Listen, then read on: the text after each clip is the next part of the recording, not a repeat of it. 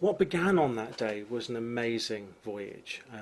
It's been quite an incredible journey from that time. Because at first I thought, well, what do I do with this? How do I work with this? You know, um, how can I heal? How can I help other people with this?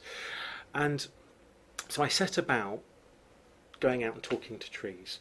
Basically, any tree that would listen, any tree that wanted to talk, I would go out and talk to it.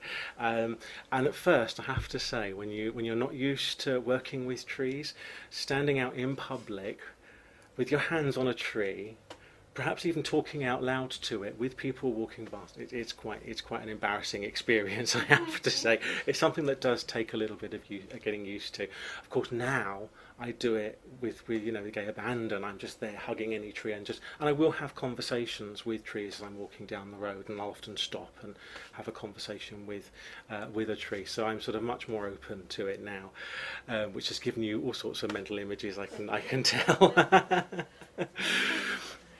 But gradually, as I started working with trees, what I realised is that not only does every individual tree have its own unique perspective on the world, different types of tree, different species of tree also have a perspective or a viewpoint which is very different from other species. And I began to create a correlation between what the trees worked for, the effect that they had on me, and a lot of the Celtic traditions that are available to us in a modern society. Now I say that because a lot of the Celtic traditions that have been handed down have changed over the years. So we have a modern perspective of what it was like in Celtic times. But a lot of the information that's about today, about how the Celts lived, their traditions, their spiritual beliefs, their community beliefs, resonated with these tree essences. And I began to create all of these connections internally, where I realised that, well, if the Celtic people were actually so in touch with the earth and with the trees, then they might have known these tree perspectives, the viewpoints and the ideas, the essences of trees. So therefore, I started to work with these essences in a Celtic perspective, looking at how the Celts did it and taking these themes and running it through what we now know as Celtic Reiki. And that was really the basis of how Celtic Reiki came about. It's Reiki, but in a Celtic perspective. And this is actually something that's very important to me, this idea of perspective, because everybody has their own idea of what Reiki is. And for me, Reiki is very much about personal experience and the experiences that you have when you're working with it.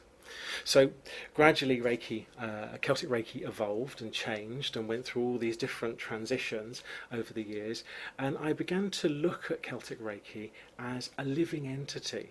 The way that she grew and the way that she evolved and became so much more than she was has been quite profound. And I actually have conversations with Celtic Reiki. There's a lot of conversations going on in my head, as you can probably tell. And I have conversations now with Celtic Reiki. She comes to me and she says, you haven't really done much work in this area at the moment, so you need to pay attention to that. And you haven't really been working on those essences at the moment, so you need to do that. And she guides me very, very well. So basically, there has been this working hand in hand with the idea of a therapy, of a personal development tool, who basically is so much an experience and so much part of the experience of those who actually work with Celtic Reiki, that there is some form of consciousness there that guides me, and I believe is a higher intelligence, which basically I work within the context of Celtic Reiki. And when Celtic Reiki masters come to me and I talk with them, they often say, there is something there is this presence, this intelligence, this wisdom that filters through and creates change.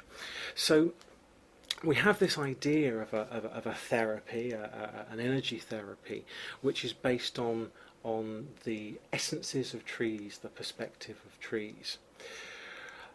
2 years ago, I had one of my nudges from Celtic Reiki. It's time to start working again. It's time to create a change.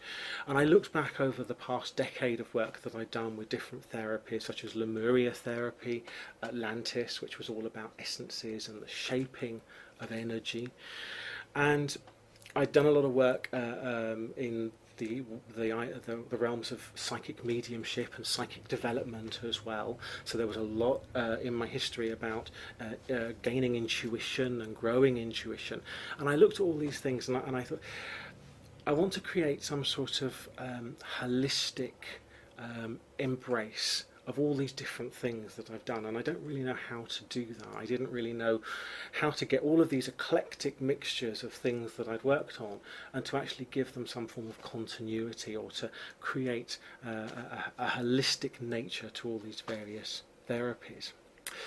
So what I did was I started to look at the other therapies, and I realised that actually all along I'd been working with Celtic Reiki just in different guises. The essences of Lemuria, the actual creation of essences, the creation of different perspectives in energy, these were all akin to the tree essences, whether they be crystal or whether they be stellar essences.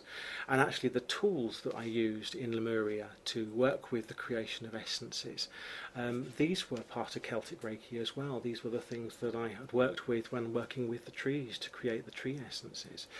So basically, as I looked at this decade's worth of different therapies, I realised that it could all be encompassed within Celtic Reiki, and she was very pleased with that. She said, yes, that's the way to go. And so we had an incredibly transformative time over the past 2 years working with Celtic Reiki into this huge system which now works with many different perspectives and many different layers. As part of that reworking, the shift went from Usui Reiki right the way back to the traditions and the earliest traditions of Reiki in a Japanese sense as well.